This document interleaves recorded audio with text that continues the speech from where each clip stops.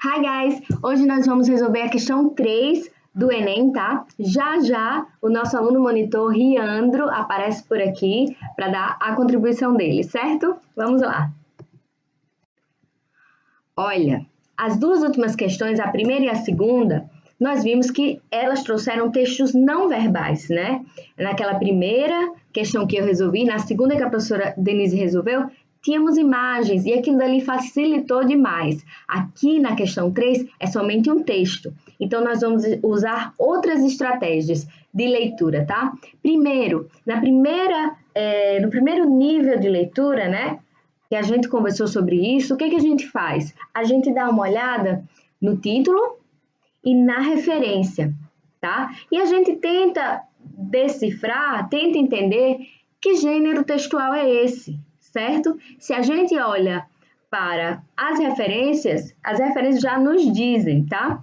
Temos ali collected poems, como vocês podem ver lá embaixo, poemas selecionados, poems. Então, a gente já sabe que esse é um gênero textual poema, tá? Então, estamos diante de um poema. Segunda coisa que a gente tem que fazer, vamos olhar o título, porque a partir do título a gente já sabe do que esse poema se trata e já nos ajuda demais, tá?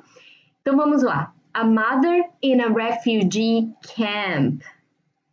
Mother não é uma palavra que parece com português, entretanto, é uma palavra que todo mundo conhece, todo mundo tem familiaridade. Mãe, né?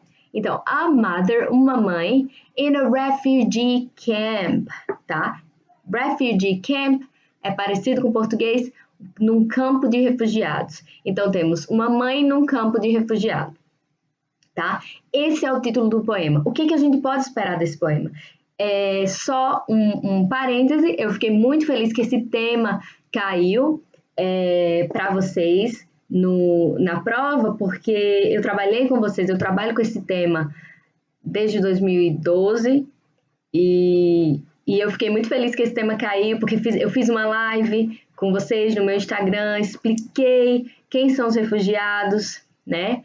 E falei para vocês que era um tema que poderia cair, porque é um tema que está na mídia, né? Um tema atual, infelizmente, devido à maior crise que nós estamos passando de refugiados na história das civilizações. Então, temos aqui, né, esse tema representado nessa prova, e eu gostei bastante. Então, quando a gente fala de refugiados, a gente já pensa em sofrimento, a gente já pensa em dificuldades, tá? Então, esse poema, ele provavelmente vai tratar disso, né? Qual é a terceira coisa que a gente tem que fazer para decifrar o que esse texto está falando?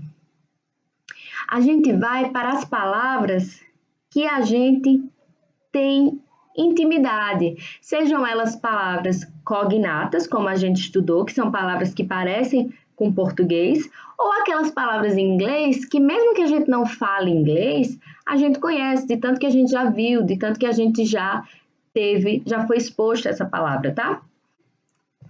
Eu marquei algumas aqui. O título, ele tá bem transparente, né? Uma mãe no campo de refugiados. Nós temos ali child, criança, son, filho, she, ela, ou seja, descrevendo a mulher, né? The air, o ar. The air was heavy with odors of diarrhea. O ar estava pesado com odores de diarreia. Então, esse odors of diarrhea é bem transparente, parece muito com português. Então, se você for com calma lendo o texto, você vai começar a ver coisas que você já conhece, palavras que você já conhece e palavras que são bem parecidas com português, tá? Então, não se desespere, pegue o texto e vá aos poucos. Temos ali children, de novo, crianças, tá? Gente, antes de crianças, children tem unwashed, tá? Wash your hands, lavar as mãos. Unwashed é não lavado, tá? Então, unwashed children são as crianças que não estão lavadas, ou seja, sujas. Então, odor de diarreia, ar pesado, criança suja, o filho. With washed out ribs and dried up bottoms waddling in labored steps. E aí são palavras mais complicadinhas. Behind blown empty bellies, tá?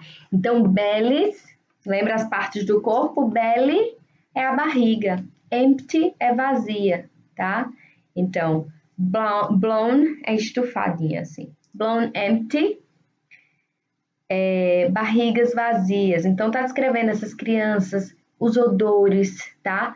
O ar, como é que tava. Other mothers, outras mães, certo? E vamos lá. She, de novo, ela. Então, provavelmente descrevendo a mãe que tá ali no título. Ghost smile. Smile. Teeth. Teeth, os dentes, né? Então, ela, sorriso, dentes.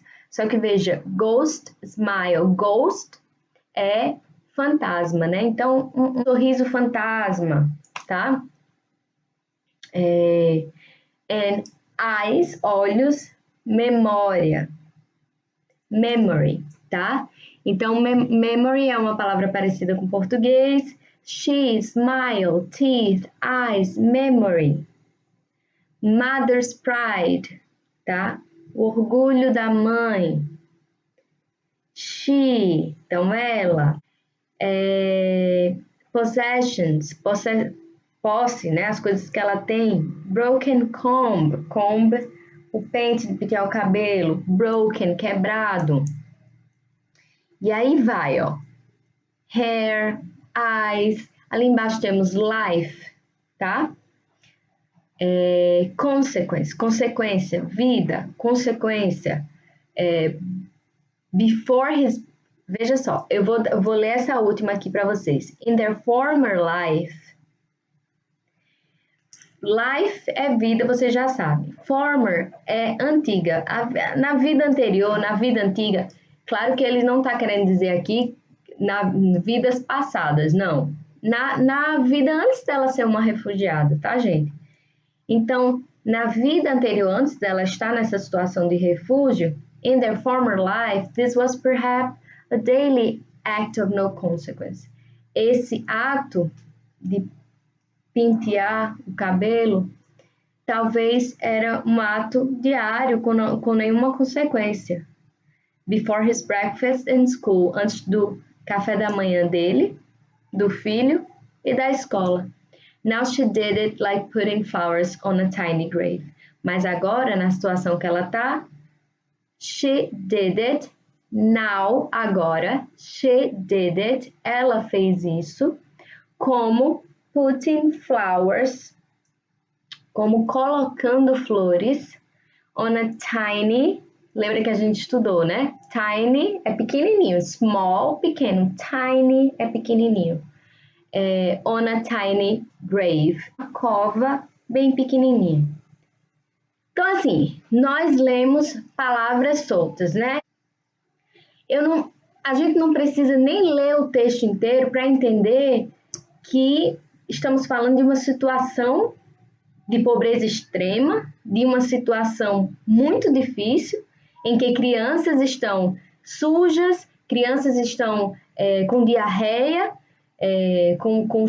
o ar está pesado, né, com os odores da diarreia, crianças estão com as barrigas vazias, existem outras mães naquele lugar, a criança está bem debilitada ou morta. A gente não tem essa informação aí nesse texto. Vamos ver como foi que Riandro, dando uma olhada aí nas palavras cognatas, nas palavras que ele já conhecia, como foi que ele entendeu esse texto?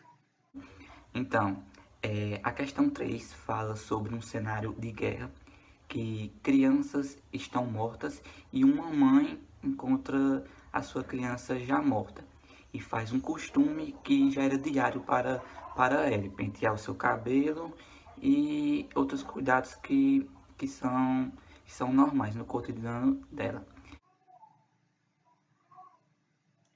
Very good, Riandro. Então, para Riandro, essa mãe estava preparando esse bebezinho, ajeitando essa criança em meio a tantas outras crianças e mães e agonia que já tinha morrido, né? Então, Riandro traduziu dessa forma. Vejam, é um poema. Então, a gente lê o poema e a gente pode ter diferentes interpretações. Para mim, essa criança está prestes a morrer. Eu entendi assim, ela ainda não morreu, mas ela está prestes. Para Riandro, ele entendeu que a criança já está morta. Mas deu para a gente entender. Vamos, se a gente tem essa ideia aí do que é esse texto. Vamos ver se com essa ideia a gente consegue resolver a questão. Se não, a gente volta e tenta ir mais a fundo, ok? Let's go. Pergunta: o escritor nigeriano Chinua Achebe traz uma reflexão sobre a situação dos refugiados em um cenário pós-guerra civil em seu país. Essa reflexão é construída no poema por meio da representação de uma mãe explorando. Aí temos A, B, C, D, E. Lembrando, ler todas as opções. Vamos lá. Letra A. Demonstração de orgulho por não precisar pedir doações. Letra B. Descrições artísticas detalhadas de uma obra conhecida. Letra C. Aceitação de um diagnóstico de doença terminal do filho. Letra D. Consternação ao visitar o túmulo do filho recém-nascido. Letra E. Impressões sensoriais experimentadas no ambiente. E aí? Vamos lá, lê de novo. O escritor nigeriano Chinua Achebe traz uma reflexão sobre a situação dos refugiados em um cenário pós-guerra civil em seu país. Então, lá na Nigéria, tá? Lembrando que existem situações de guerra, tanto guerra civil dentro do próprio país, quanto guerra entre países, faz com que as pessoas tenham que se deslocar das suas casas, das suas cidades onde elas moravam. Então, produz refugiados, né? Então, qualquer guerra, seja ela dentro do país, seja ela entre países, ela produz refugiados, tá, gente? Então, ele está falando sobre refugiados no contexto pós-guerra civil dentro da Nigéria, tá? Essa reflexão é construída no poema, tá? A reflexão sobre eles, sobre o cenário pós-guerra. Preste atenção na pergunta. A reflexão sobre esse cenário no país dele, na Nigéria, é construído no poema por meio da representação de uma mãe explorando demonstração de orgulho por não precisar pedir doações. Então, essa letra A gente já tira, porque ela não tem orgulho de não precisar pedir doações, até porque se ela pudesse, ela estaria pedindo, mas esse poema não fala sobre isso, né? Vamos para a letra B. Descrições artísticas detalhadas de uma obra conhecida? Não, gente. Essa é a letra B. Então, assim, nessa questão, embora a questão não tenha as imagens, o texto não verbal que nos ajuda, né? É uma questão que, por exemplo, a letra A e a letra B com certeza não é, né? Então, a gente ficou aí três opções. Vamos lá, C, D, E. A aceitação de um diagnóstico de doença terminal do filho. Lembre-se do título do poema. Uma mãe num campo de refugiados. Uma mãe está dentro de um campo de refugiados. Não fala em nenhum momento sobre doença. Fala sobre diarreia, né, que a gente viu ali, fala sobre barrigas vazias, ou seja, a fome, mas não fala sobre doença. Então, vamos tirar a letra C. A letra D e a letra E é que eu acho as que tem mais pegadinhas, tá? Vamos lá. Sobrou letra D e letra E. Vamos ver qual que vocês marcariam. Consternação ao visitar o túmulo do filho recém-nascido, tá? Vamos ler de novo. A reflexão sobre o cenário pós-guerra lá na Nigéria é construído. A reflexão sobre o cenário pós-guerra civil na Nigéria é construído no poema por meio da representação de uma mãe explorando a consternação ao visitar o túmulo do filho recém-nascido. Poderia ser, né? Poderia ser. ou explorando impressões sensoriais experimentadas no ambiente. Você fica logo tentado a marcar a letra D, tá? Consternação ao visitar o túmulo do filho recém-nascido. Mas ela não está visitando o túmulo do filho recém-nascido. Pelo que a gente viu, ela está no meio de várias crianças e de várias mães, naquela situação de refúgio, as crianças doentes, sujas, não necessariamente mortas, talvez quase morrendo, né? Porque estão passando muita fome. Pense naquelas criancinhas bem magrinhas, mas que ainda estão vivas, tá? Ou mesmo que se a criancinha dela tivesse morrido entre essas outras crianças, ela não está num cemitério, ela está num campo de refugiados, tá? E aí, nesse poema, a mãe, ela vai explorando as impressões sensoriais, né, que ela experimenta ali no ambiente. Por que sensoriais? Vamos lá. Aqui a gente entendeu que a mãe, ela não está num cemitério, tá? Ela está mesmo ali num campo de refugiados, ela não está no cemitério, tá? Quando a gente vai lendo que ela vai descrevendo o ar, os odores, tudo isso é sensorial, é o cheiro, tá? O ar, ela vai, as crianças sujas, ela vai descrevendo o que ela vai visualizando, tá?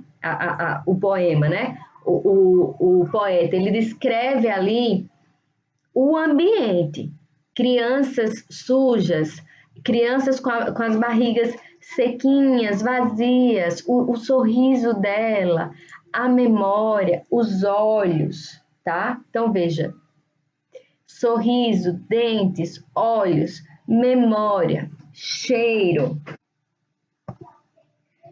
Entre a letra D e a letra E, a letra E é a letra correta. Impressões sensoriais experimentadas no ambiente, tá? Não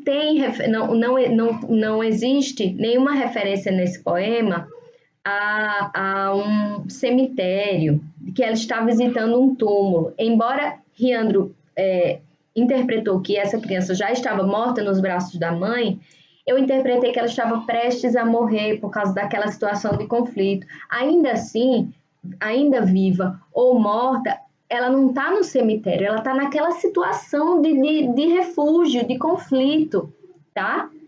Então, ele quis mostrar esse cenário a partir dessas impressões sensoriais ali naquele ambiente, o cheiro, os odores, os olhos, o que ela viu, o que ela tocou, tá, gente? Então, a resposta certa é a letra E. Será que Riandro marcou a letra D? Vamos ver. E diante as alternativas dessa questão, foi bem óbvio a letra E, porque de acordo com a interpretação que eu fiz com o texto, não achei difícil a questão e é isso. Riandro marcou a letra E. Ótimo, gente. Espero que vocês tenham gostado, tá? Esse poema eu achei ele um pouquinho mais desafiador do que a questão 1 e a questão 2, mas isso acontece, né? Diferentes gêneros textuais têm suas características. Lembrando, gêneros textuais como o poema sempre caem, tá? Então, preste atenção nessa leitura inicial, como eu falei, veja o título, porque você entendendo o título, você já sabe do que se trata, já te ajuda bastante, tá? Veja a referência para entender qual é o gênero textual. Vá nas palavras que você conhece, certo, gente? E aí, com certeza, vocês vão se dar bem, tá? Bye, bye!